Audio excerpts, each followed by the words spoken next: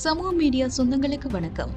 தலை துண்டிக்கப்படுவதற்கு முன்பு ஈரான் தப்பிப்பிழைக்க இதுவே கடைசி வாய்ப்பு என வெள்ளை மாளிகையின் ஓவல் அலுவலகத்திலிருந்து அமெரிக்க அதிபர் டொனால்ட் ட்ரம்ப் பகிரங்க எச்சரிக்கை விடுத்துள்ளார். இதேவேளை செங்கடல் மற்றும் பாப்பல் மண்டேப் ஜலசந்தியை ஹீதிகளிடமிருந்து பாதுகாக்க சவுதி அரேபியா தலைமையில் 14 நாடுகள் பங்கேற்கும் புதிய பன்னாட்டு கடற்படை கூட்டணி அமைக்கப்பட்டுள்ளது. மறுபுறம் காசா அமைதி ஒப்பந்தம் தொடர்பாக அமெரிக்க அதிபர் ட்ரம்புடன் கடுமையான கருத்து வேறுபாடு இருப்பதாக இஸ்ரேல் பிரதமர் பெஞ்சமின் நெதன்யாகு பகிரங்கமாக அறிவித்துள்ளார். காசாவில் ஒரே மாதத்தில் 150க்கும் மேற்பட்ட பொதுமக்கள் கொல்லப்பட்டதற்கும் மருத்துவ கிடங்கு மீது தாக்குதல் நடத்தப்பட்டதற்கும் ஐக்கிய நாடுகள் சபை கடும் கண்டனம் தெரிவித்துள்ளது.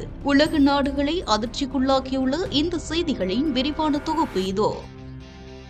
அமெரிக்காவுடன் எவ்வித நேரடி பேச்சுவார்த்தைகளும் நடைபெறவில்லை என்று தெஹ்ரான் மீண்டும் மீண்டும் மறுத்து வந்த போதிலும் ஈரானின் கோரிக்கையின் பேரிலும் சவுதி அரேபியா, ஐக்கிய அரபு அமீரகம் மற்றும் கத்தார் ஆகிய வளைகுடா நாடுகளின் வலுவான ஆதரவுடனும் பேச்சுவார்த்தைகள் தற்போது தீவிரமாக நடைபெற்று வருவதாக அமெரிக்க அதிபர் டொனால்ட் ட்ரம்ப் ஓவல் அலுவலகத்தில் செய்தியாளர்களிடம் அதிகாரப்பூர்வமாக அறிவித்துள்ளார். ஒப்பந்தத்தில் கையெழுத்திட ஈரானுக்கு இதுவே கடைசி வாய்ப்பு என்றும் தலை துண்டிக்கப்படுவதற்கு முன்பு ஈரானுக்கு இந்த இறுதி வாய்ப்பை வழங்க விரும்புவதாகவும் ட்ரம்ப் மிக கடுமையான வார்த்தைகளில் எச்சரித்துள்ளார். ஹோர்முஸ் ஜலசந்தியை நாளைக்குள் முழுமையாக திறப்பதே முதற்கட்ட இலக்கு என்றும் இரண்டாம் கட்டமாக ஈரானை முற்றிலுமாக அணு ஆயுதமற்ற நாடாக மாற்றுவது குறித்து விவாதிக்கப்படும் என்றும் ட்ரம்ப் திட்டவட்டமாக கூறியுள்ளார். சவுதி அரேபியா, ஐக்கிய அரபு அமீரகம், கத்தார் ஆகிய நாடுகளின் ஆதரவுடன் ஈரானின் வேண்டுகோளின் பேரில் பேச்சுவார்த்தைகள் நடந்து வருவதாக ட்ரம்ப் தெரிவித்துள்ளார். தலை துண்டிக்கப்படுவதற்கு முன்பு அவர்களுக்கு ஒவ்வொரு கடைசி வாய்ப்பையும் நான் கொடுக்க விரும்புகிறேன். நாங்கள் திட்டமிட்டதை செய்வது மிகவும் கடினம். என்ன நடக்கிறது என்று பார்ப்போம் என ட்ரம்ப் அதிரடியாக கூறியுள்ளார். நாளைக்குள் ஹோர்முஸ் ஜலசந்தி முழுமையாக திறக்கப்பட வேண்டும் என்பது முதல் கட்டம். ஈரானின் அணுசக்தி திறனை முற்றிலும் ஒழிப்பது இரண்டாம் கட்டம் என ட்ரம்ப் அறிவித்துள்ளார். ட்ரம்பின் இந்த அறிவிப்புக்கு முற்றிலும் மாறாக ஈரான் வெளியுறவு அமைச்சக செய்தி தொடர்பாளர் இஸ்மாயில் பாகாயி அமெரிக்காவுடன் எந்த பேச்சுவார்த்தையும் நடக்கவில்லை என்றும் ஓமானுடன் ஹோர்முஸ் மேலாண்மை குறித்து மட்டுமே பேசப்படுவதாகவும் மறுத்துள்ளார். ஈரானிய வெளியுறவு அமைச்சர் அப்பாஸ் அராக்சி தற்போது ஈராக்கில் புனித யாத்திரை மேற்கொண்டுள்ளதால் இந்த வார இறுதி வரை எவ்வித ராஜதந்திர பேச்சுவார்த்தைகளுக்கும் சாத்தியமில்லை என தகவல்கள் தெரிவிக்கின்றன.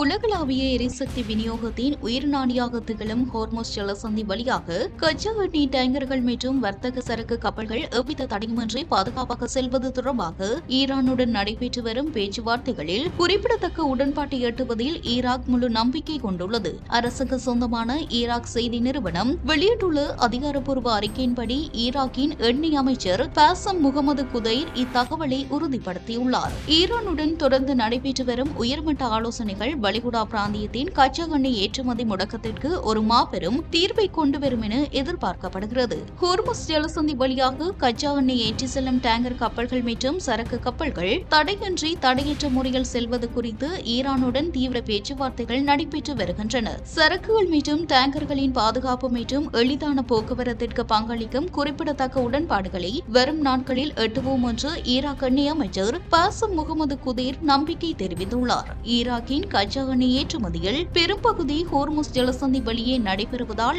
ஈரானுடன் எட்டப்படும் இருதரப்பு உடன்பாடு உலகளாவிய எண்ணெய் சந்தைகளுக்கு மாபெரும் நிவாரணத்தை அளிக்கும். பாகிஸ்தான், கத்தார், ஓமன் ஆகிய நாடுகளின் மத்தியஸ்த முயற்சிகளுக்கு மத்தியில் ஈராக்கின் இந்த நேரடி பேச்சுவார்த்தை வளைகுடா கடற்பரப்பில் நிலவும் பதற்றத்தை தணிக்கும் முக்கிய புள்ளியாக பார்க்கப்படுகிறது.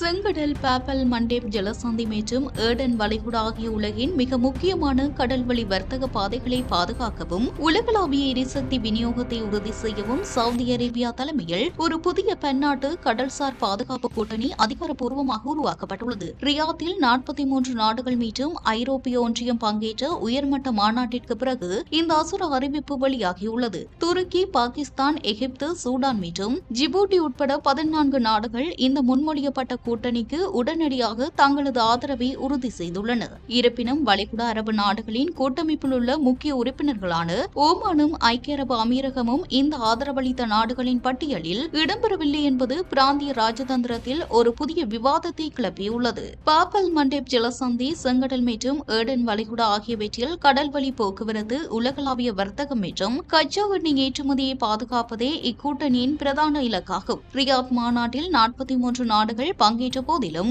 துருக்கி, பாகிஸ்தான், எகிப்து, சூடான், ஜிபூட்டி உள்ளிட்ட 14 நாடுகள் முதற்கட்டமாக இக்கூட்டணியில் இணைந்துள்ளன. வளைகுடா ஒத்துழைப்பு மன்றத்தின் முக்கிய உறுப்பு நாடுகளான ஓமானும் ஐக்கிய அரபு அமீரகமும் ஆதரவளித்த பட்டியலில் இருந்து விலகி நிற்பது பிராந்திய வியூகத்தில் கவனிக்கத்தக்க ஒன்றாக மாறியுள்ளது. ஜூலை 20 அன்று சவுதி அரேபியாவிற்கு எதிராக கடல் முற்றுகையை அறிவித்த ஹூதிகள் செங்கடலில் 4 சவுதி எண்ணெய் கப்பல்கள் மற்றும் சவுதியின் எண்ணெய் வசதிகள் மீது தாக்குதல் நடத்தியுள்ளனர். இதற்கு பதிலடியாக ஹோடைடா துறைமுகம் மீது சவுதி ஆவேச வான்வழி தாக்குதலை நடத்தியது. ஈரானிய விமானம் ஒன்று தரையிறங்குவதை தடுப்பதற்காக ஹூதிகளின் கட்டுப்பாட்டில் இருந்த சனா விமான நிலையத்தின் மீது ஏமன் சர்வதேச அங்கீகாரம் பெற்ற அரசாங்கம் குண்டு வீசியதைத் தொடர்ந்து கடந்த 4 ஆண்டுகளில் இல்லாத மிக மோசமான வன்முறை சம்பவங்கள் வெடித்துள்ளன.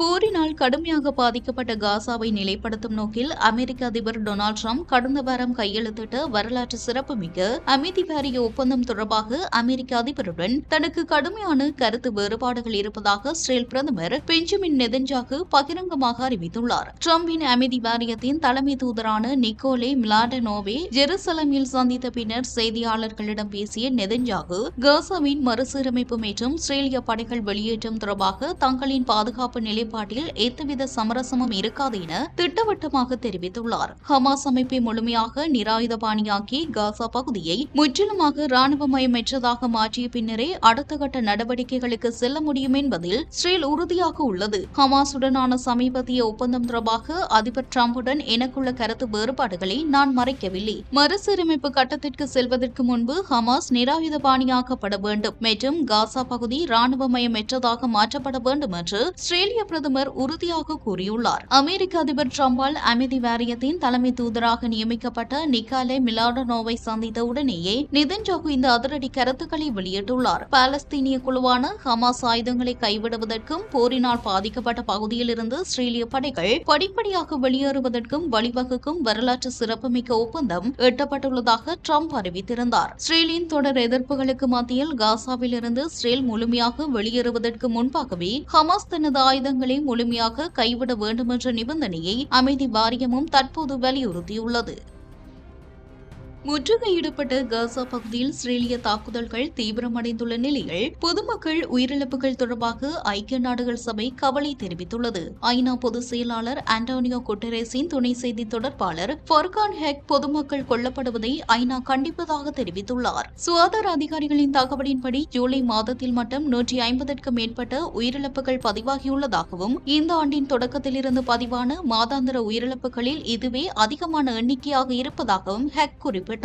இதனிடையே வெள்ளிக்கிழமை அல் அக்ஸா மருத்துவமனைக்கு அருகிலுள்ள மருத்துவ கிடங்கு மீது நடத்தப்பட்டதாக கூறப்படும் இஸ்ரேலிய தாக்குதல் குறித்தும் ஐநா கவலை வெளியிட்டுள்ளது. சுகாதார வசதிகள் ஒருபோதும் தாக்கப்படவோ அல்லது ராணுவமயமாக்கப்படவோ கூடாது என ஃபர்கான் ஹக் வலியுறுத்தியுள்ளார். மேலும் காசா பகுதியில் அத்தியாவசிய மருத்துவ பொருட்களுக்கு தட்டுப்பாடு ஏற்பட்டுள்ளதாகவும் அவர் எச்சரித்துள்ளார். குறிப்பாக நீரிழிவு நோயாளிகளுக்கான இன்சுலின், இதய நோயாளிகளுக்கான மருந்துகள் உள்ளிட்ட முக்கிய மருத்துவ பொருட்கள் குறைந்து வருவதாக தெரிவிக்கப்பட்டுள்ளது. அத்துடன் கை சுகாதாரம் மற்றும் தொற்று நோய் தடுப்பு நடவடிக்கைகளுக்கு அவசியமான ஆல்கஹால் அடிப்படையிலான கிருமி நாசினிகளும் பெருமளவில் கிடைக்கவில்லை என ஐநா தெரிவித்துள்ளது. தொற்று நோய்களை தடுக்கவும் கட்டுப்படுத்தவும் தேவையான கூடுதல் மருத்துவ பொருட்களை காசாவிற்குள் கொண்டு செல்வதற்கு இஸ்ரேலிய அனுமதி எதிர்பார்க்கப்படுவதாகவும் ஃபர்கான் ஹக் குறிப்பிட்டுள்ளார். காசாவில் பொதுமக்கள் உயிரிழப்புகள் மற்றும் மருத்துவ வசதிகளின் நிலைமை தொடர்பாக சர்வதேச அளவில் கவலை அதிகரித்து வரும் நிலையில் பொதுமக்கள் மற்றும் சுகாதார கட்டமைப்புகளை பாதுகாக்க வேண்டும் என ஐநா மீண்டும் வலியுறுத்தியுள்ளது.